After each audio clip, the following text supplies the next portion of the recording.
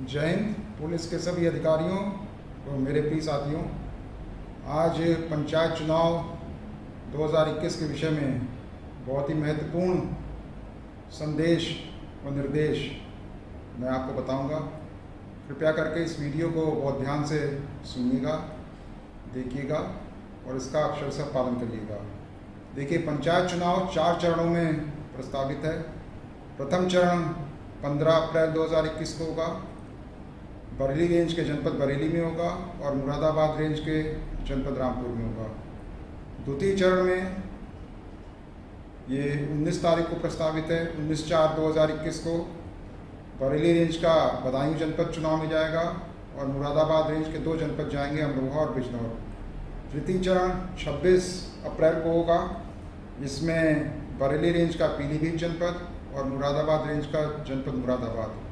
और चतुर्थ चरण 29/4/2021 को चुनाव में जाएगा और उसमें बरेली रेंज का शाहजहांपुर जनपद और मुरादाबाद रेंज का संभल जनपद जाएगा। काउंटिंग 2 मई 2021 को होगी। तो इन सारे प्रक्रिया को सकुशल संपन्न कराने के लिए सबसे जो महत्वपूर्ण है कि हमारे सभी अधिकारी व पुलिसकर्मी पूरी तरह स्वस्थ रहें। इस समय जैसा कि आप सभी विदित हैं कि कोरोना का संक्रमण फिर से बहुत तेज़ी से बढ़ रहा है और हमारे फोर्स का इतना ज़्यादा मूवमेंट होगा, इतना ज़्यादा मिक्सिंग होगी, रोज़ प्रॉक्सिमिटी में लोग आएंगे और गर्मी भी बढ़ती जा रही है। तो सब चीज़ों को देखते हुए हमें अत्यधिक सतर्कता बरतनी है, क्योंकि किसी एक की भी अगर तबीयत खराब हुई या उसको कोरोना का संक्रमण लगा, उसके कांटेक्ट में जितने लोग भी आ रहे हैं वो अपना योगदान चुनाव में नहीं दे पाएंगे और फिर उतनी नफरी हमारी कम हो जाएगी।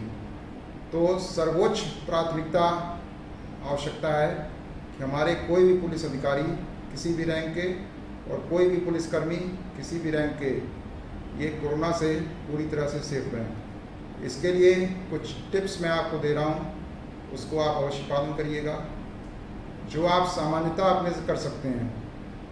पहला जो इससे बचत, कोरोना से बचत होती है, वो स्टीम इनहेलेशन से होती है। तो अगर आप भाप लेते रहेंगे सुबह शाम 2 बार, तो मोस्ट लाइकली अगर आपको कोई संक्रमण होगा भी, किसी भी तरह का वायरल इन्फेक्शन, तो आपका अपर रेस्पिरेटरी ट्रैक में यानी नाक में और गले में इन्फेक्शन रहेगा तो ख़त्म हो जाएगा। अब प्रश्न ये पैदा होता है कि आप स्टीम आपको मिलेगी कहाँ से? तो आजकल मेडिकल शॉप पे बहुत छोटे छोटे स्टीम जनरेट करने वाले इक्विपमेंट्स आ गए हैं, कंटेनर्स आ गए हैं, इलेक्ट्रिक कंटेनर्स, जिससे आप पानी गर्म करके स्टीम ले सकते हैं। दूसरा महत्वपूर्ण चीज़ है विटामिन सी का सेवन। आजकल नींबू प्रचुर मात्रा में उपलब्ध है, आंवला तो उपलब्ध नहीं है, लेकिन नींबू अगर आप 1 या 2 नींबू का सेवन पर डे 1 गिलास पानी में डाल करके उसको पी लें, तो जो विटामिन सी की रिक्वायरमेंट है वो आपकी पूरी होती रहेगी और आपका कोरोना से या किसी भी वायरल इन्फेक्शन से बचत होगा। तीसरी जो इम्पोर्टेंट चीज़ है जो बचत कर सकती है वो है प्राणायाम और ब्रीदिंग एक्सरसाइज करना। तो जिसको प्राणायाम आता है वो प्राणायाम करे और जिसको प्राणायाम नहीं आता तो या तो सीख ले और या फिर गहरी लंबी सांस 10 मिनट केवल ध्यान केंद्रित करके करे, तो उसका भी बहुत अच्छा असर होता है। साथ ही जो बाहर की चीज़ें होती हैं जिस पे धूल धक्कड़ पड़ी होती है, उन चीज़ों को यथासंभव ना खाए। पैकेज्ड फूड अपना ले करके रखे। प्रयास ये भी किया जाएगा हर पुलिस अधीक्षक की तरफ से कि जिस जनपद में चुनाव है सभी पुलिसकर्मियों को पैक्ड लंच या स्नैक्स उपलब्ध कराया जाएगा। और साथ ही साथ आपको अपना मास्क अवश्य लेकर के चलना है। 4-5 मास्क लेकर के चलिए, सैनिटाइज़र अपना लेकर के चलिए और साबुन लेकर के चलिए कि जहाँ भी आपको पानी मिले उससे आप अपने हाथ को कायदे से धो सकें। और एक दूरी जो है, social distancing, physical distance maintain करके रखें, ये परम आवश्यक है। क्योंकि किसी भी पुलिसकर्मी का अगर तबीयत खराब होती है तो उससे उसके ऊपर तो असर पड़ता ही है, साथ ही साथ जो साथ वाले हैं उनके ऊपर भी असर पड़ता है। तो ये सबसे इम्पॉर्टेंट संदेश और निर्देश था, इसीलिए सबसे पहले मैंने इसको आपको बता दिया। देखिए, पंचायत चुनाव सबसे ज़्यादा टफ होता है, संवेदनशील होता है। लोकसभा चुनाव, विधानसभा चुनाव, उसमें क्योंकि बहुत बड़ा क्षेत्र होता है और जो वोटर्स होते हैं उनकी भी संख्या कई लाख में होती है और हार जीत का निर्णय भी काफ़ी वोटरों से होता है। लेकिन पंचायत चुनाव में बहुत सीमित वोट होते हैं और हार जीत का निर्णय कुछ वोट से होता है, कभी 10 से कम वोट से होगा, कभी 100 से कम वोट से होगा। इसलिए एक एक वोट की फाइट रहती है। इसमें लोग अपने रिश्तेदारों को विदेशों तक से अपना पैसा किराया भाड़ा खर्च करके बुलवाते हैं और बहुत ही ज़्यादा कटु प्रतिस्पर्धा होती है। तो इसलिए पंचायत चुनाव को सकुशल संपन्न कराने के लिए व्यावसायिक तौर पर हम लोगों को पूरी तरह निष्पक्ष रहना है। निष्पक्ष रहना भी है और निष्पक्ष दिखना भी है। कोई ऐसा काम हमें नहीं करना है कि जिससे हमारे ऊपर कोई उंगली उठा सके। नामांकन की प्रक्रिया शुरू हो गई है। बरेली और रामपुर में नामांकन 3 और 4 तारीख को हो चुका है।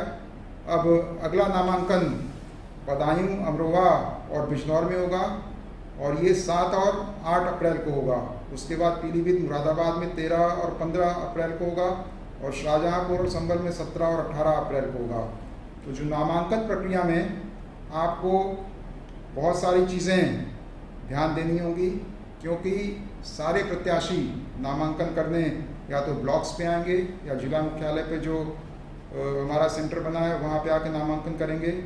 तो जो इसके लिए सामान्य आदर्श आचार संहिता है उसमें जो निर्देश दिए गए हैं उसमें है कि नामांकन कक्ष से 100 मीटर की परिधि में मजबूत बैरिकेडिंग करा दी जाएगी और 100 मीटर की परिधि में किसी भी दशा में कोई वाहन, शस्त्र अथवा आपत्तिजनक वस्तु लेकर के प्रवेश नहीं करेगा। तो ये बहुत इम्पॉर्टेंट है। जो भी पुलिसकर्मी नामांकन के समय उन केंद्रों पर लगाए जा रहे हैं उनको ये देखना होगा कि 100 मीटर तक बैरिकेडिंग हो जाए और वहाँ पर कोई भी ज़बरदस्ती प्रवेश न कर सके बिना आपकी परमिशन के।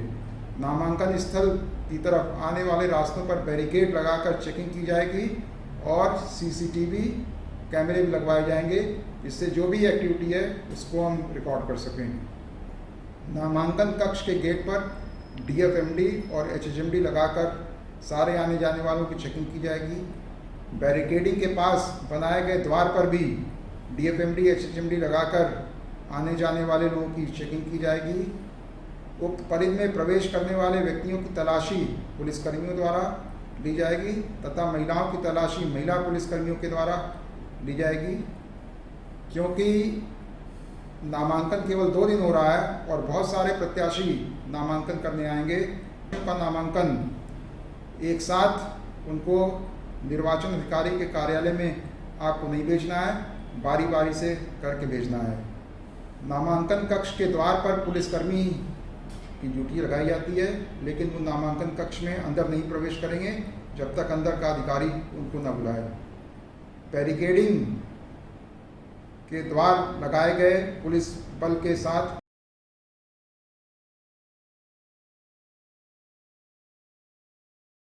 बैरिकेडिंग का निर्देश है। आसपास की जितनी सड़कें हैं उन केंद्रों पर, ब्लॉक्स पर, उस पर बैरिकेडिंग करवाना इसलिए आवश्यक है कि अगर कहीं पे कोई इंसिडेंट, कोई फायरिंग इंसिडेंट होता है और कोई करके भागता है तो हमारे बैरिकेड्स पे जो लोग लगे हुए हैं वो उन लोगों को तुरंत पकड़ सकें। मामला हो गया है, बहुत ही इम्प्रेसिव फिगर है, लेकिन जो नॉन अवेलेबल वारंट तामील होने से बच गए हैं उनकी समीक्षा करके देख लें, कहीं ऐसा ना हो कि निचले स्तर पर ये बताया जा रहा है कि ये मिल नहीं रहा है और वो व्यक्ति जिसका NPW इशू हुआ है कोर्ट से, वो किसी प्रत्याशी के फेवर में प्रचार कर रहा है। उसी तरह गुंडा एक्ट में जिन लोगों को जिला बदर किया गया है वो किसी के पक्ष में प्रचार न कर रहे हों, ये आपको इंश्योर करना है कि वास्तव में वो बाहर चले गए हैं। कहने का तात्पर्य है कि अपराधियों के खिलाफ हमें सख्त से सख्त कार्रवाई करनी है। एक और बहुत महत्वपूर्ण इशू है अवैध शस्त्रों का प्रयोग। कई घटनाएं हाल में इस तरह की हुई हैं जिसमें अवैध शस्त्रों का प्रयोग किया गया है। तो मैंने पहले भी बताया था कि जो कुख्यात गांव हैं जहां पे काफ़ी सारे लोग, वहां के निवासी अवैध शस्त्र रखते हैं उस गांव को भारी मात्रा में फोर्स से घिरवा करके हाउस टू हाउस वहाँ पे सर्च कराई जाए, जिससे जो लोग इस तरह का अवैध शस्त्र रखते हैं उनसे हम बरामद भी कर सकें और एक बहुत ही स्पष्ट संदेश जाए कि पुलिस इसमें बहुत ही सख्ती से कार्रवाई कर रही है। इसी तरह जो हमारे बैरियर्स पे चेकिंग हो रही है, पिकेट्स लगा करके चेकिंग हो रही है आवागमन रोकने के लिए, ये बहुत आवश्यक है कि हम टैक्टिकल हरकतों का प्रयोग करके केवल क्रिमिनल्स के लिए, क्रिमिनलिटी के लिए यानी अवैध शस्त्रों के लिए, ड्रग नारकोटिक्स के लिए, अवैध शराब के लिए अब इनका जो है चेकिंग करें। ये बहुत ही आवश्यक है कि टैक्टिकल हरकतों का इसमें प्रयोग किया जाए। कई बार हम लोग कागज़ पत्तर चेक करने लगते हैं, कागज़ पत्तर चेक करने की कोई आवश्यकता नहीं है। कागज़ पत्तर अगर आप चेक करेंगे तो आप उसी में उलझे रह जाएंगे और आदमी निकल जाएगा। तो बैरियर्स पे जिन लोगों की ड्यूटी लगी है उनको ये विशेष तौर पे सतर्कता बरतनी है। कुल मिलाकर के ये सारी प्रिवेंटिव एक्शंस अगर आपने कर लिया है और पूरी तरह निष्पक्षता बरत रहे हैं और निष्पक्ष दिख रहे हैं तो चुनाव आपका शांतिपूर्ण तरीके से संपन्न होगा। निष्पक्ष दिखने का मतलब है, इसको भी थोड़ा समझ लेना आवश्यक है। कई बार जाने अनजाने में किसी चाय की दुकान पर, पान की दुकान पर या अन्य कहीं जहाँ पे लोग इकट्ठा हैं वहाँ पर कोई चर्चा चल रही होती है चुनाव की और उसमें पुलिसकर्मी जो वर्दी में रहते हैं किसी के पक्ष में कोई चीज़ कह देते हैं और उसकी वीडियो रिकॉर्डिंग बना करके लोग प्रसारित करते हैं और फिर आपकी निष्पक्षता पर प्रश्न चिन्ह लगता है। उसी तरह जब आप मतदान केंद्र पर जाएं, मतदान स्थल पर जाएं, रात में आपको नाइट आउट करना है तो किसी भी दशा में किसी का दिया हुआ एक गिलास पानी या खाना या बिस्तर आप एक्सेप्ट ना करें। आप खुद की व्यवस्था करें, पैसा दें उसका, लेकिन किसी का मुफ्त में न लें। ये बहुत आवश्यक है, नहीं तो तुरंत आरोप लगता है कि इस कैंडिडेट ने पुलिस वालों को प्रभावित कर लिया है और उनके फेवर की बात कर रहे हैं। मतदान के दिन कई बार ये देखा गया है कि लोग वोटरों को अपने वाहनों से ढोते हैं, वो बिल्कुल नहीं अलाउड है। लोग खुद के वाहन से तो वोट डालने आ सकते हैं लेकिन वोटर ढोने का काम नहीं कर सकते। उसी तरह कई बार दबे कुचले लोगों को, अन्य शेड्यूल कास्ट के लोगों को उनको वोट डालने से रोका जाता है और गांव से निकलने नहीं दिया जाता। तो जो सेक्टर मोबाइल, हमारी जोनल मोबाइल और समस्या पैदा होगी। आदर्श आचार संहिता में जो प्रमुख पॉइंट्स लिखे हैं वो ये हैं कि लाउड स्पीकर का प्रयोग रात 10 बजे से लेकर के प्रातः 6 बजे तक पूरी तरह प्रतिबंधित रहेगा। तो अगर कोई प्रत्याशी लाउड स्पीकर का प्रयोग रात में कर रहा है उसके खिलाफ आप एक्शन ले सकते हैं। फिर दूसरा है कि मतदाताओं को लुभाने के लिए कोई भी कैंडिडेट रिश्वत नहीं देगा, शराब नहीं पिलाएगा, पैसा नहीं बांटेगा। ये सारी चीज़ें आदर्श आचार संहिता का उल्लंघन है। अगर आपको कोई इस तरह की इंटेलिजेंस मिलती है तो खुद आप एक्शन ले सकते हैं, तो वो लीजिए, नहीं तो अपने थाना अध्यक्ष, प्रभारी निरीक्षक को बताइए, क्षेत्राधिकारी को बताइए और उसका संज्ञान लेकर उनके खिलाफ मुकदमा लिख के कार्रवाई करेंगे। डिस्ट्रिक्ट एडमिनिस्ट्रेशन द्वारा धारा 144 लगाई गई है जिसमें वेपन्स लेकर के चलना, लाठी डंडे लेकर के चलना, ईंट पत्थर लेकर के चलना, ये सब प्रतिबंधित है। इसका भी आपको पालन करवाया जाएगा। ये बहुत ही इम्पोर्टेंट है।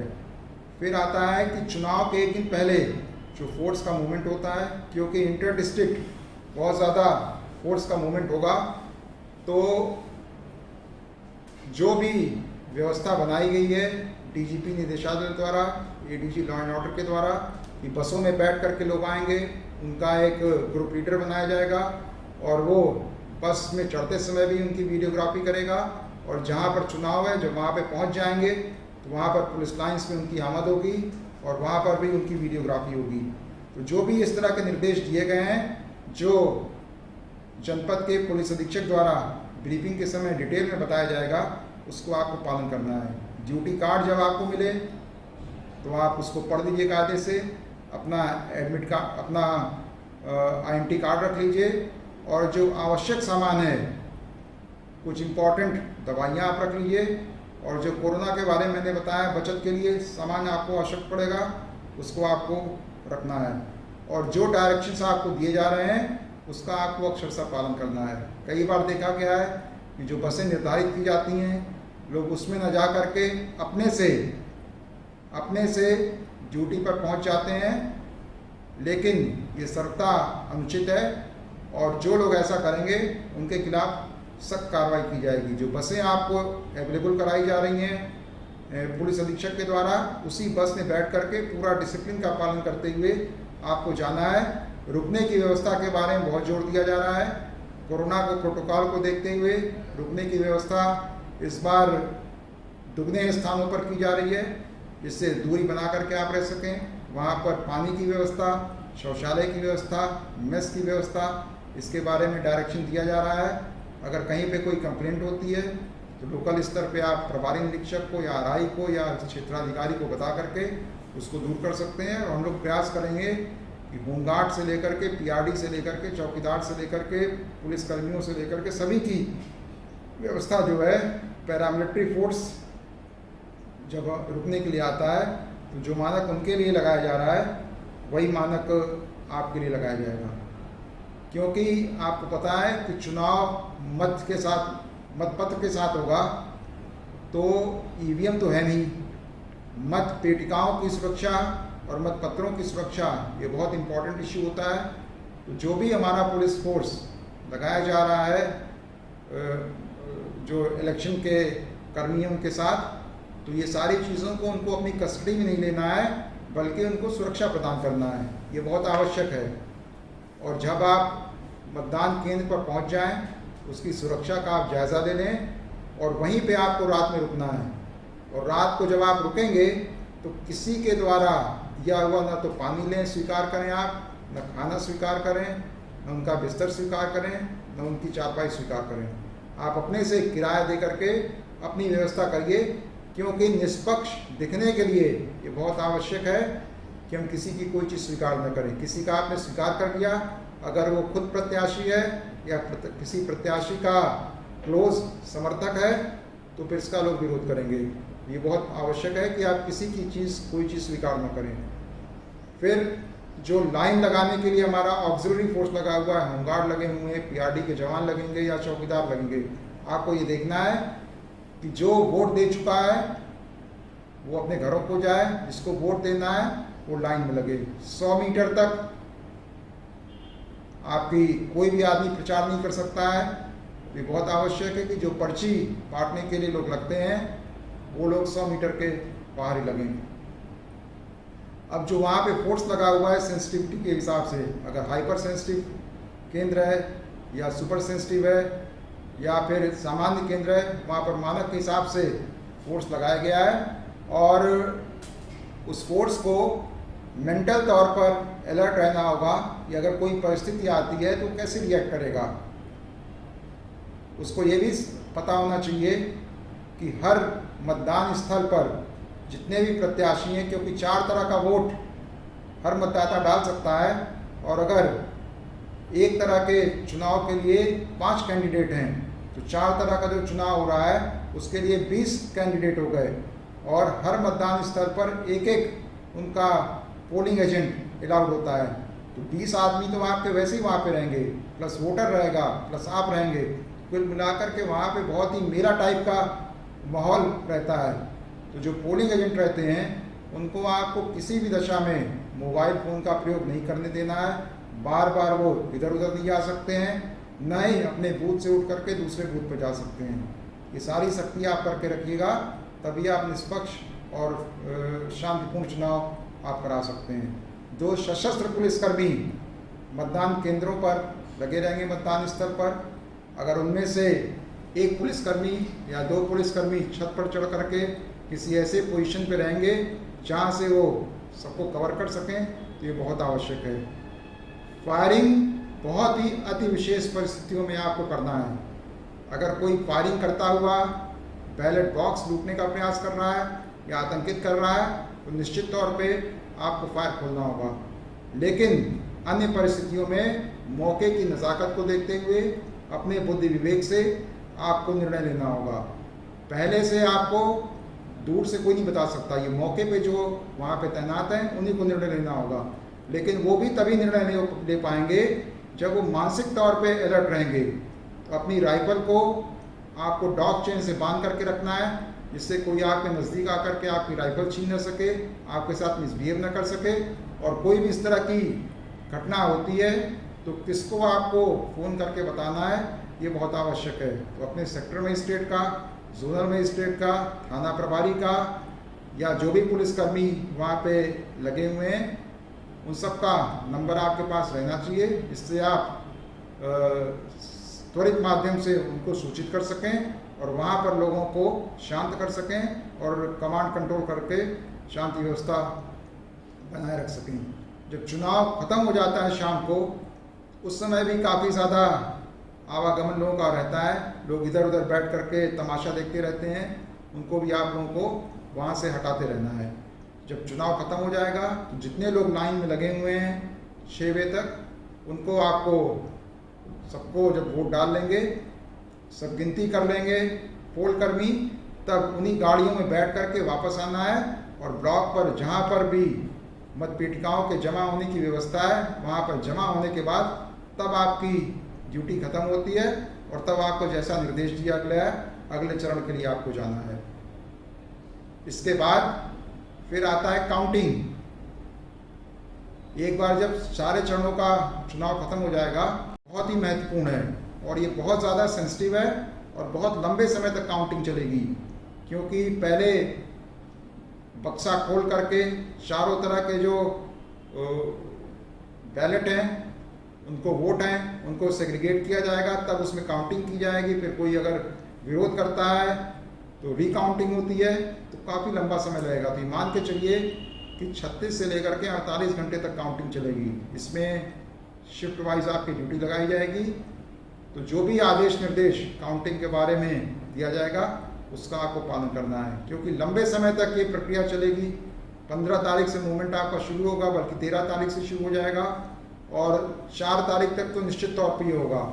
तो आपको हर स्टेज में पूरी तरह निष्पक्षता बरतते हुए, पूरी तरह सख्ती के साथ आपको ये ड्यूटी निभाना है।